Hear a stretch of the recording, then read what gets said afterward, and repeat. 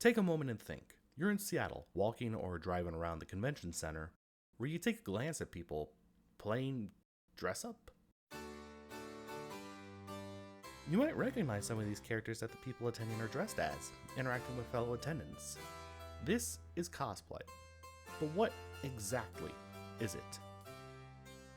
Oh boy. To find out, I visited Central Washington University student Quinn Moriarty to get her perspective on cosplay, its culture, and her own experiences. I think it means something different to everybody.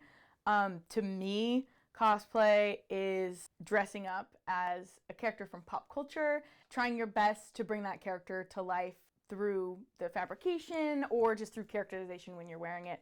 It's my entire life. I love it. Quinn has been making cosplays for over 10 years. I asked her the process of deciding which character to cosplay and some of her most notable works.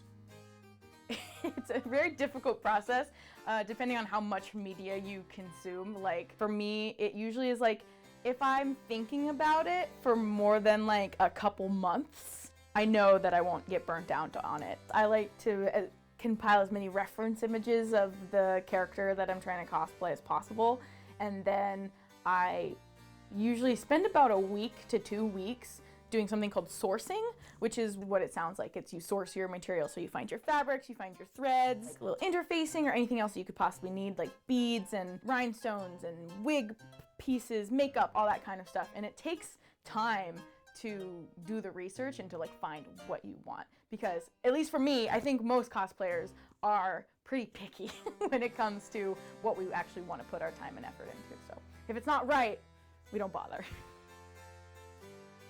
Probably the ones that are more elaborate are the ones that really stick out in my mind because they usually take longer to make. So I've done a League of Legends cosplay, I did Dark Valkyrie Diana. Another one that I did was Molly Mock Tea Leaf.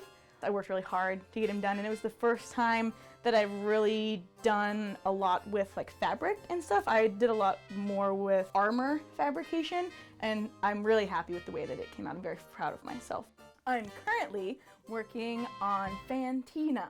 Back to my roots, my favorite thing to cosplay is Pokemon. I've got a couple Pokemon cosplays, and I've been wanting to do a cosplay that was like a ball gown for a really long time. I'm very excited. I'm doing the big ball gown and a really nice big structured wig, which I'm looking forward to. Finally, I asked Quinn what her advice was for people who were interested in dipping their toes into cosplay, but don't know where to start.